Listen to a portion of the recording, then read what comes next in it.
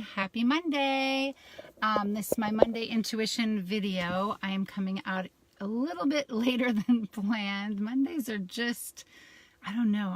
I still am working on my Mondays. But anyways, we've been talking about how emotional intelligence and intuition are connected. Hi, Megan.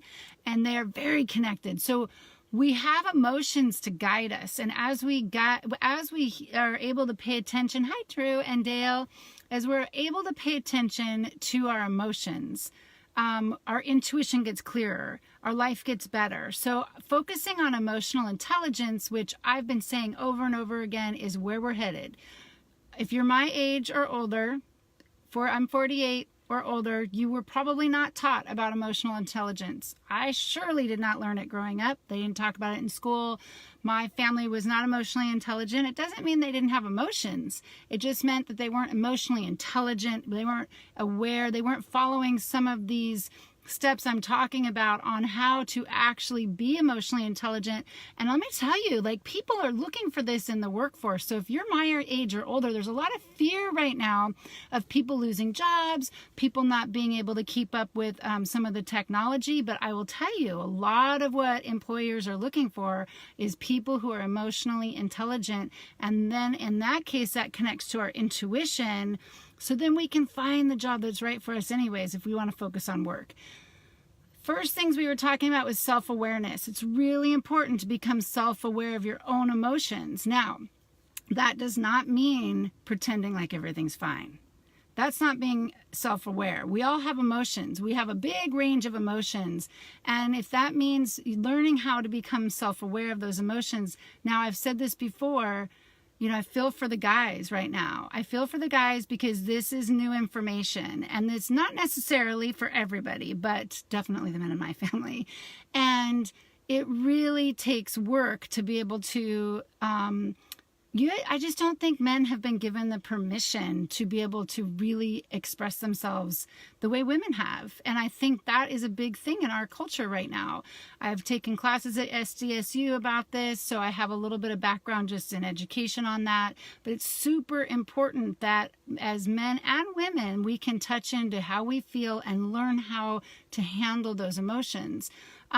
So self-awareness is number one. Number two, then, is being able to have self-control, like really being able to have self-control over and being adaptable to situations as they come. Now, I'm going to be a little bit honest about my upbringing. Like, I grew up with people who did the best they could. My parents were very young when they had me, but my dad's tool to like dealing with emotions was some tequila, a little bit of weed, and check out.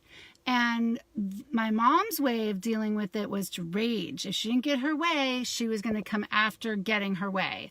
That is not using emotional intelligence. So I really had to learn a lot of this as an adult. I say that because I also interact with a lot of people in my world who are highly intelligent up here, but don't have self-control, don't have self-awareness, and it just really gets in the way and affects them in a negative way and can affect everybody around you in a negative way. And we really are, like, I just sat in a meeting, I've talked about this, at the schools where we're actually adding social and emotional learning to our schools. My son's middle school is going to have something called We End Violence all next year. We're moving in this direction. So for this week until Friday, self-control is the next phase for emotional intelligence. And as we get more emotionally intelligent, and I have to work on this is practice for me all the time. As I really do that, now this morning I woke up, I had some serious emotions going on. I went to yoga, I had to write about it. I got in touch with how I was feeling. Some of it was anger, some of it was some sadness. We have a family member who's been sick. I have to process that. Then I can go out into the world and have self-control.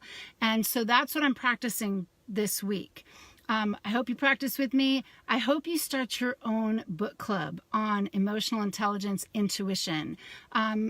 Florence Scovel Shinn's the book that we've started with, The Game of Life and How to Play It.